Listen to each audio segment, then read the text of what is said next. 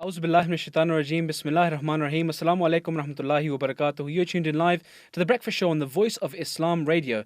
The number to call now to be live on the Voice of Islam: 0208 687 7878. The nightlights still shine on Bethel Fatou's minarets when Mansour Clark and his team begin their live daily broadcast of The Breakfast Show.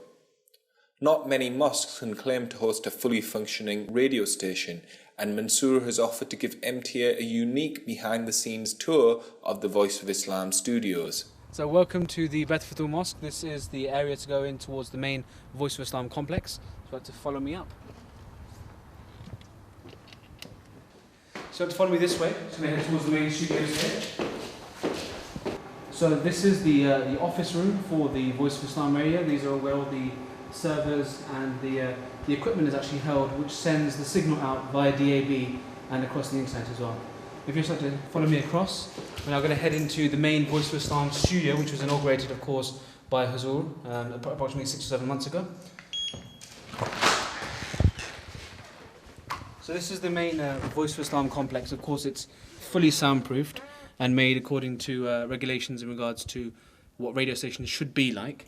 We have several rooms. In front of this is the first room. This is where the producer will sit during the live shows. So they will look at the calls, who's coming in, experts, in-studio guests. Everything is controlled here. The complex also includes 2 state-of-the-art studios, and the facilities are being put to good use. If you look at the radio stations, and if you look at how much resources are required in order to set up a radio station, and then when you look at Voice of Islam, you find that it's just surely the grace of Allah the Almighty. It's a sheer grace of Allah the Almighty that we've been able to set up such a big radio station in a very short space of time, which demands so many resources, and it's all based on volunteers. I mean, not one single presenter is paid. We only have 2 paid staff which are on the technical team. And when you look at the result, the standard of the programs, the feedback we're getting from our listeners, from the feedback we're getting from the experts that we interview on the radio, we find that it's nothing but the blessing of Allah the Almighty, His help and succor in enabling us to produce what we're producing. The Voice of Islam traces its origins back to a Shura proposal in 2015. Under the guidance of the global head and Khalifa of the Ahmadiyya Muslim community, Hazrat Mirza Masroor Ahmad, the station was launched in February this year and has begun to steadily acquire an audience both in the UK and around the world.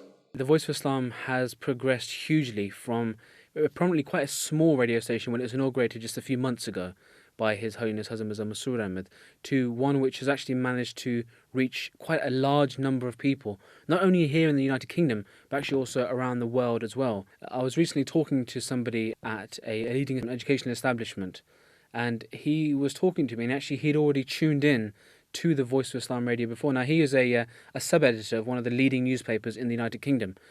So obviously it's his job to listen out to some of the new voices in the media. And in fact, he'd already tuned into the Voice of Islam radio, The Breakfast Show, of course, and has actually heard some of the presenters taking part in the show. So it shows the fact that there are many people who perhaps wouldn't have traditionally listened to the message of peace given out by the Ahmadiyya Muslim community, and indeed the Voice of Islam, quite literally, but now have actually tuned in. 7 months on from its inauguration, the station's message and purpose remains as important as ever. There's so many other radio stations out there. And what's different about this radio station? I mean, when Huzur inaugurated this radio station, the message he gave out, or what the objective of this radio station is, the name actually suggests it, to present the true and peaceful teaching of Islam, and to show that nowadays people think that Islam is backdated, that in fact Islam is compatible with the West, with the Western values, and Islam is a solution to the problems we face, not just in the present time, but in all times. So this is the message that we are giving on this radio station, and it provides a bit of a contrast or a different sort of listening. It provides something different to other radio stations.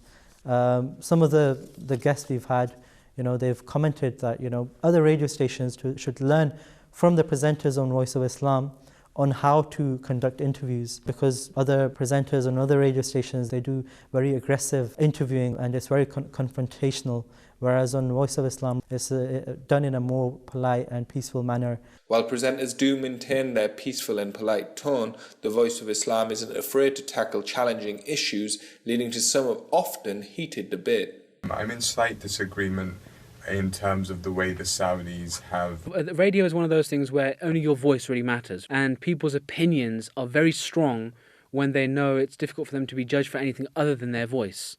So when someone comes on the radio, they're very, very opinionated, opposed to the fact that when they could say come on television, they're more aware of how they're looking or what things they're saying, their physical movements, as well as what they're saying. But on the radio, it's very personal. So, I mean, it's interesting to see how the presenters gel with many of the experts that come on. In just over half a year, the new station has already interviewed a number of prominent national personalities, including political leaders, members of the UK Parliament, members of the European Parliament, as well as covering inspiring stories from around the world. We also had a cancer survivor who came in and decided to share his very touching story. He was actually unable to walk. He was in a wheelchair because of how much the cancer had taken over.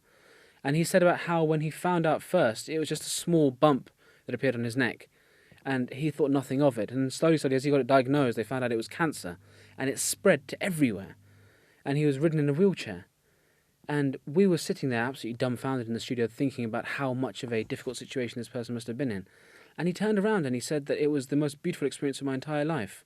And I think of it as a blessing from God that he put me into that pressured situation, because now, having come out of it, I know about the beautiful nature of man's connection with God, and that connection, how it's been amplified through that moment of trial. And it's fantastic. I mean, it's these kind of events when people come on and they decide to share it with you. Not only you as a presenter, you feel honoured to share that experience with them, but then also you give it out to the other people listening in as well. I think that's what really makes a radio station successful as well.